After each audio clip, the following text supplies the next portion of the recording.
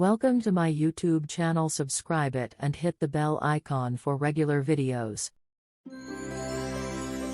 एक गांव में रहते थे पति पत्नी रत्नदीप और श्यामा। इनकी एक प्यारी सी बेटी थी सौम्या। रत्नदीप बहुत मेहनती व्यक्ति था। वह सब्जी मंडी से सब्जी खरीदकर बाजार में बेचता था।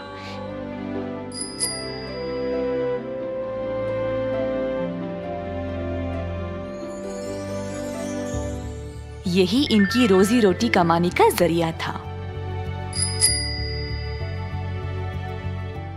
एक दिन रोज की तरह रत्नदीप घर गया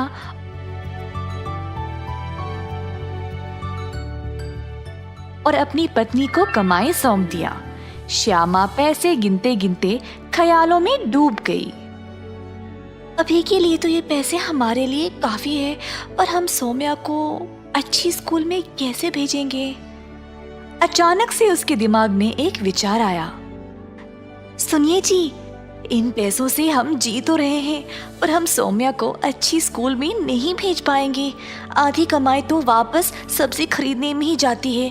क्यों ना हम खुद की सब्जी उगाए हमारे ही जमीन पर, फिर हम मुनाफा कमा के बच्ची को अच्छे से स्कूल में डाल सकते हैं। हाँ, तुमने सही बोला। लगता है अब यही करना पड़ेगा। ऐसा सोचकर रत्नदीप गया खेत को हल करने के लिए।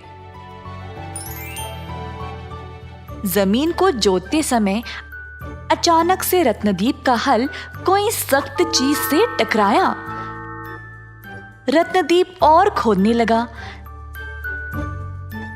जमीन में गड़ा हुआ उसको एक बड़ा सा संदूक मिला। संदूक को उसने रस्सी से बांधा और फिर जोर लगा के उसको निकाल खींचा।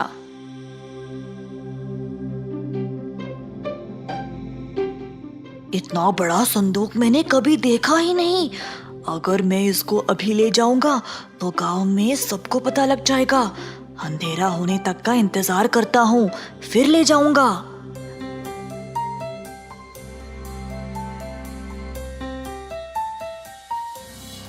रात होते ही रत्नदीप संदूक को घर ले गया। पत्नी अपने पति के सर के ऊपर इतना बड़ा संदूक देखकर हैरान रह गई।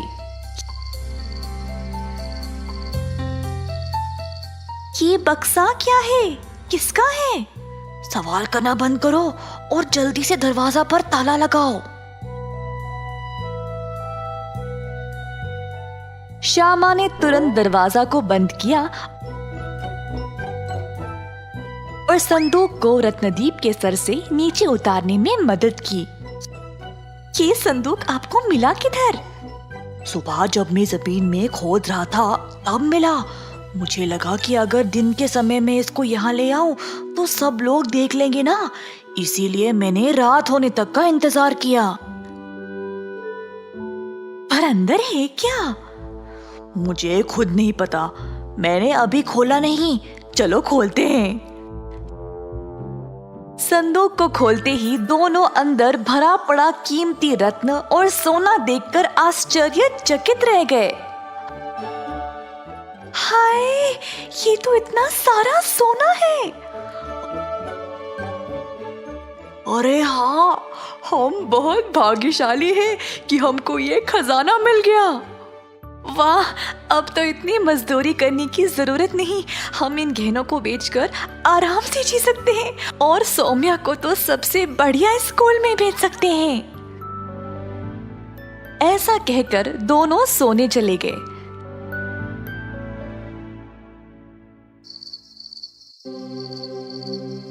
सुबह के समय रत्नदीप ने अपनी पत्नी को पुकारा। श्यामा, उस संदूक से थोड़ा सोना ले आना। जी, अभी आई।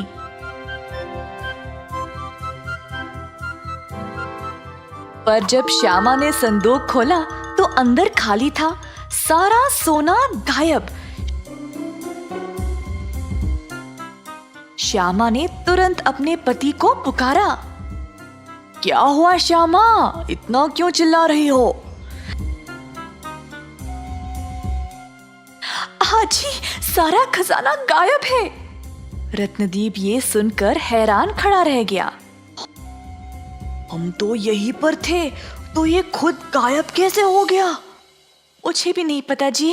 रुकिए, सोमिया, सोमिया।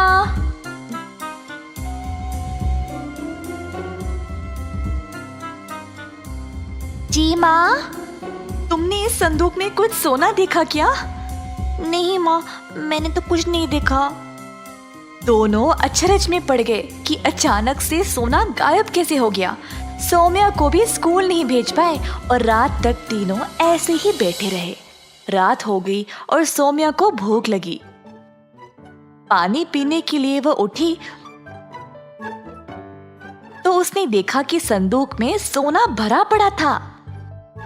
माँ, बापू। जल्दी से माँ बाप दौड़ते हुए सौम्या के पास आए। माँ, ये देखो, संदूक में सोना है। आपने मुझे सुबह इसी संदूक के बारे में पूछा था ना? पति पत्नी ने जब अंदर देखा तो संदूक वापस खजाने से भरा पड़ा था। हाय, सुबह तो ये खाली हो गया था, अब अचानक से फिर से कैसे? मुझे लगता है कि हमारे किसी करीबी ने ही चोरी की है और फिर उसको गलती का एहसास हुआ होगा तो वापस रख दिया होगा। और कैसे संभव है कि ये खजाना अपने आप गायब हो जाए और आ भी जाए वापस? मुझे यकीन ही नहीं हो रहा है कि सोना वापस आ गया। अब तो सोना मिल गया ना माँ। अब आपस में खुसफुस क्यों कर रहे हो? सुबह से कुछ खाया ही नहीं, अब तो खा ले हम। तुरंत श्यामा ने खाना पकाया। खाना खाने के बाद सौम्या सोने चली गई, पर पति पत्नी को लगा शायद कोई फिर से चोरी करेगा, तो दोनों रात भर संदूक पर नजर रखे बैठ गए। पर सुबह खजाना फिर से गायब हो गया था। ये कैसे संभव है? अपने आप गायब कैसे हो सकता है ये? अब तो आपको यकीन हुआ ना? शायद शाम तक वापस आ जाएगा। देखते हैं। उस दिन भी दोनों कोई काम नहीं कर पाए और शाम का इंतजार करते हुए बैठ गए।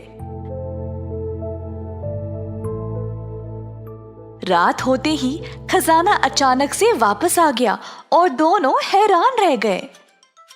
ये क्या जादू है?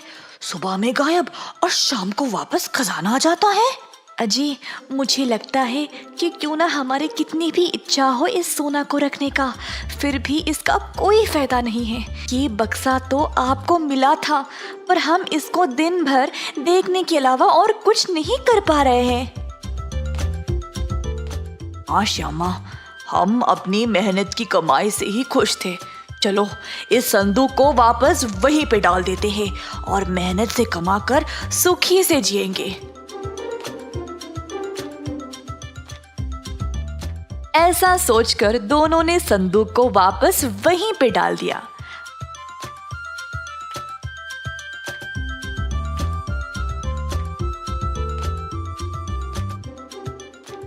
अपनी योजना के अनुसार उन्होंने अपने जमीन में ही सब्जी उगाना शुरू किया।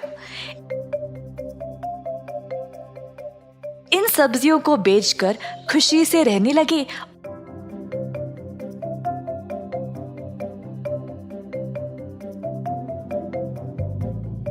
और अपनी बेटी को भी अच्छी शिक्षा दे पाए।